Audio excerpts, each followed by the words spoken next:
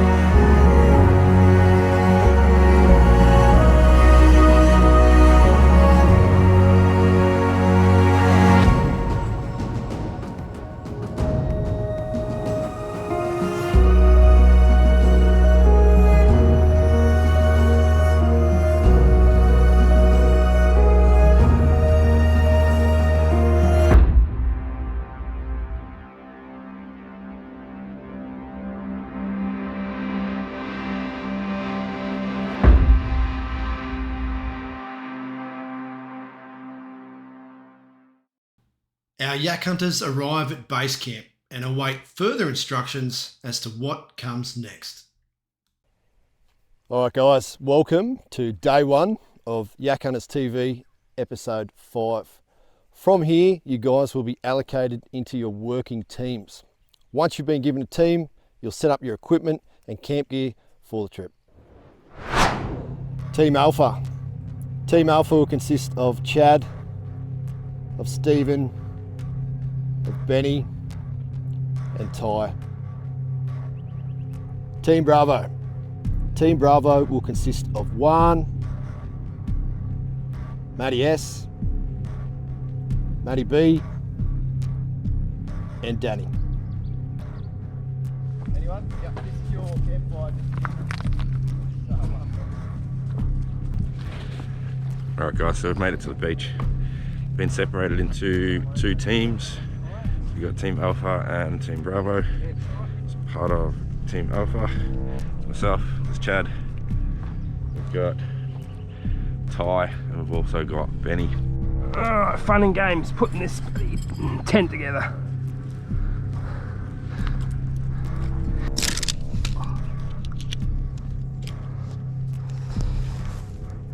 Hi, I'm Chad Soper, South Australian admin for Yak Hunters, and I've come up here to Queensland to enjoy this survivor trip on the kayaks.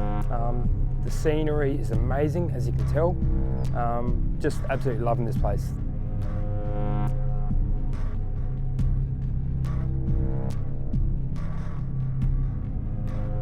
Sorry, I'm not helping, but I'm filming. Yeah, the boys. You watch, I'll come over.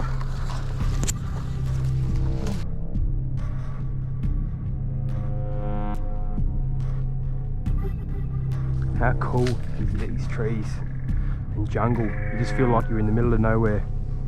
Absolutely incredible.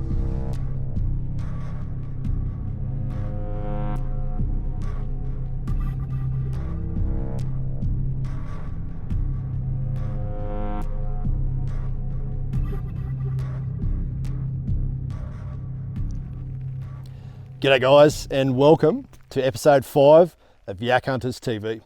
On this trip, you will be required to complete several survival techniques and earn several badges as part of your challenge for this survival trip. Introducing myself, my name's Luke. I'll be one of your instructors during this trip.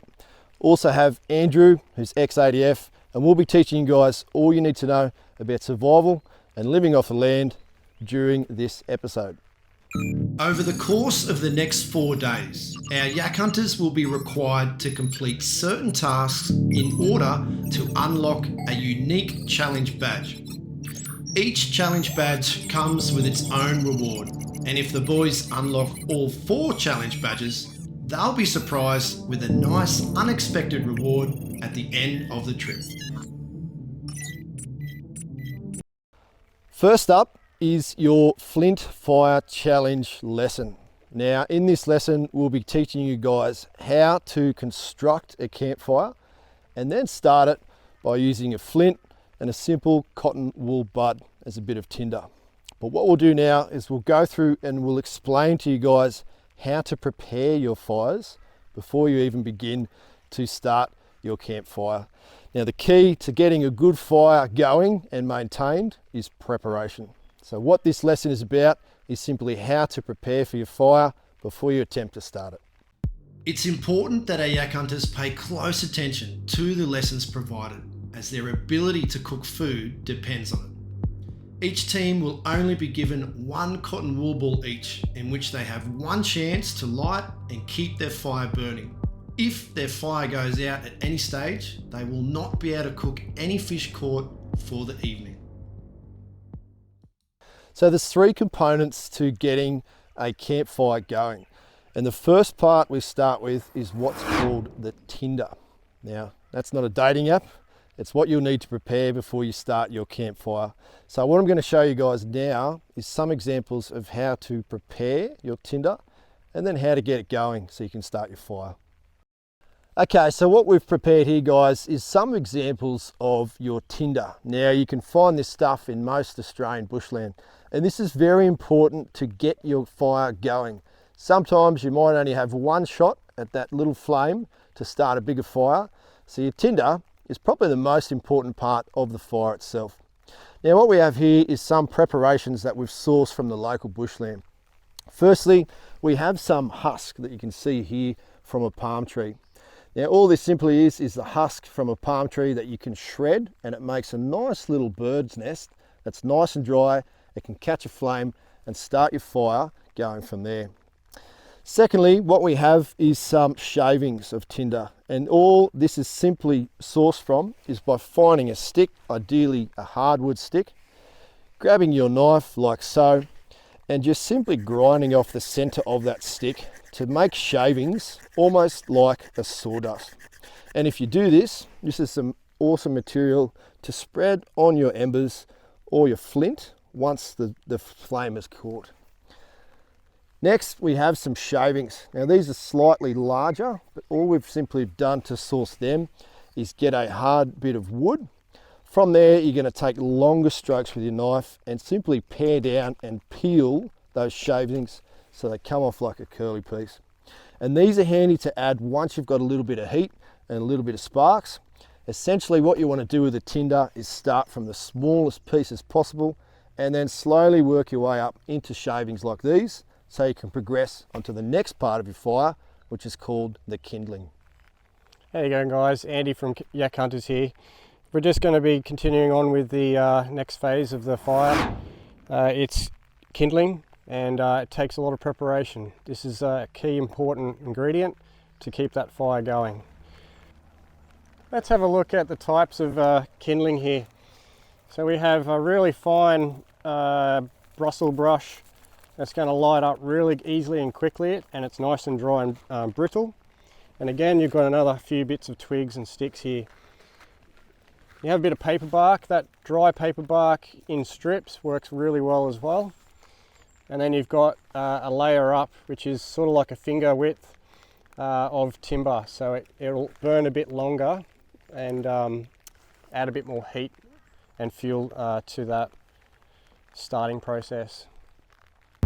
Andrew now demonstrates the process of starting the fire with a flint, using the cotton wool ball, the tinder and the kindling sourced.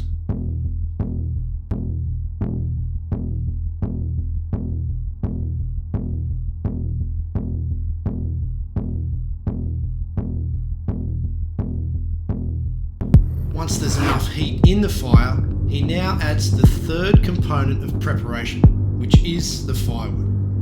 It's now up to our yak hunters to go out and start their own. Got the Gerber hatchet. Get some firewood, boys.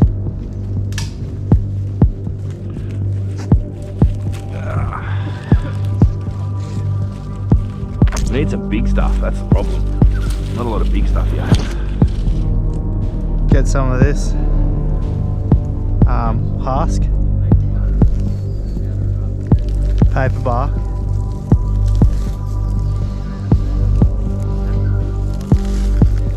I hunt for some firewood, get this fire going. Pretty thick scrub, which is awesome.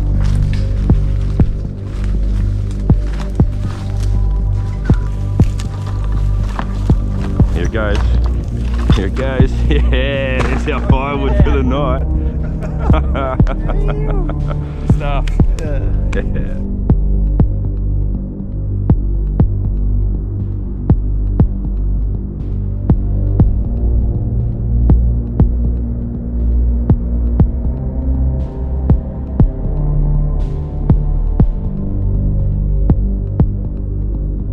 The team return with all their fire materials gathered, but now, under the pressure of drizzling rain, it is crucial that the team prepare their campfire properly.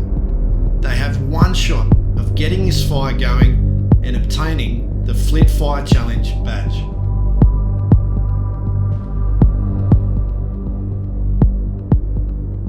If the fire fails to start or be maintained, it's going to be a very cold, wet and hungry night for our yak hunters.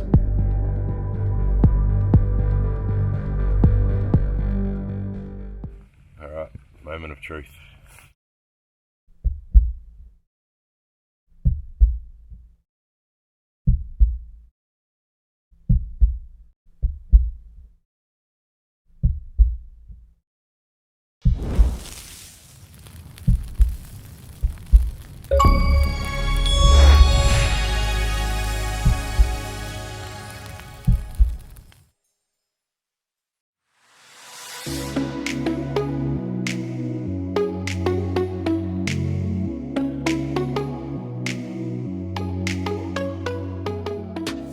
Now that the fire is underway, our yak hunters can take to the water and do what they do best, fishing to catch their food.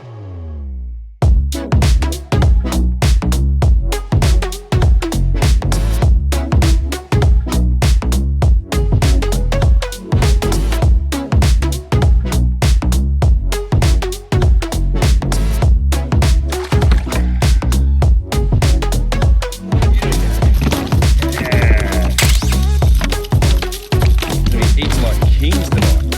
Alright, now we're cooking. There you go. Where the fuck? There he is. Oh, yeah. Good fish. Yeah, that's a good flatty. Man, that's like fucking chicken of the sea, that shit.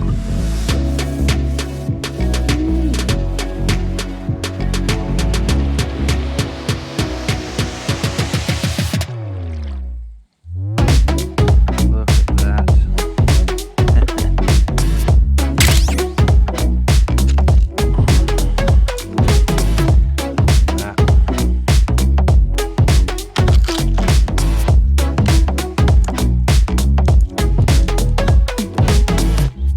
Alright guys, so here's the first tailor for the trip for me.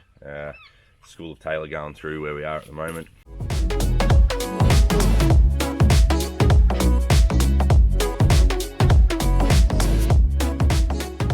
As the evening sets in, our yak hunters return to base camp, bringing home their haul of seafood catches, for the day.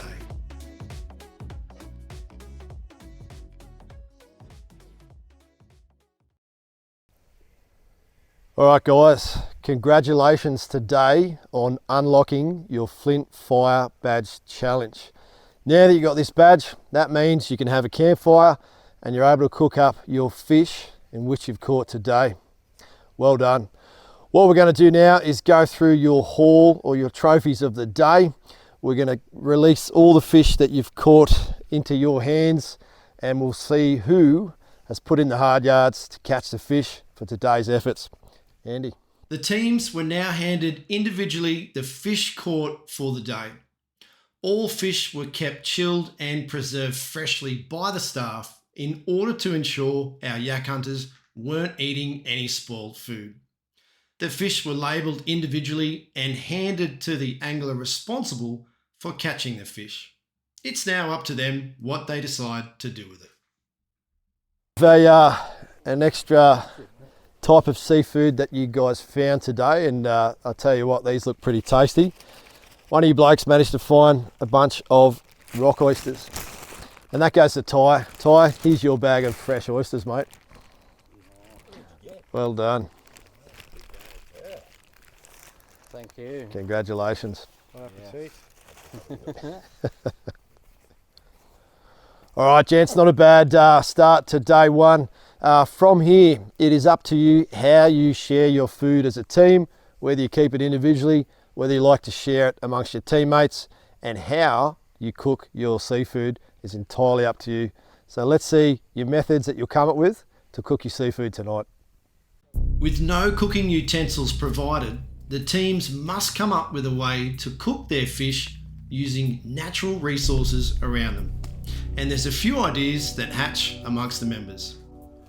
Okay, so method for cooking the fish that I'm going to try tonight is pretty much going to dig out a pit, going to put some hot coals on the bottom, then we're going to wet some paper bark, put a layer of paper bark on and the fish on top, wet some more paper bark, that goes on top of the fish, makes it like a steamer, and then more hot coals on top, cover it over and let it cook for 20 minutes or so, I suppose. Yeah, I was going to just cook my flathead over the coals. I was just going to put it on this skewer and try and, rotate it around like a little rotisserie over the coals and see how I go. Maybe be ready in 15 minutes, 20 minutes. I don't know, see how we go.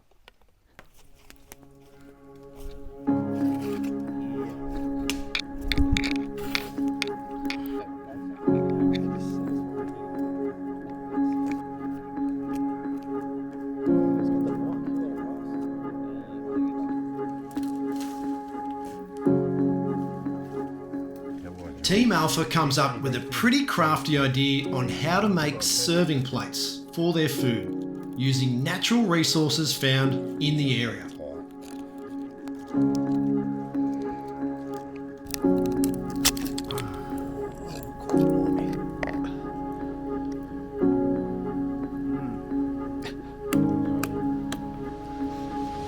Right?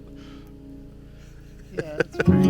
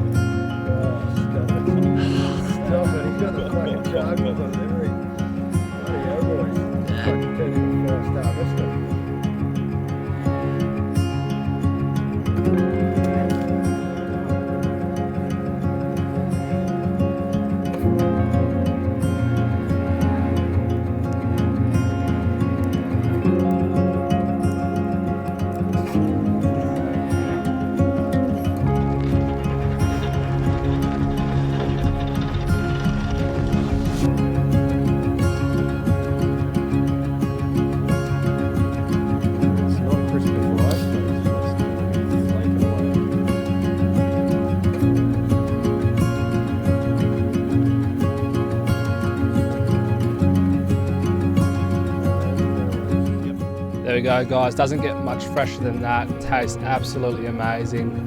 So good.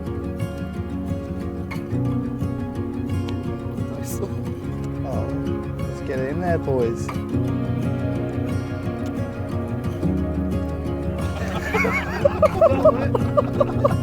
Yeah.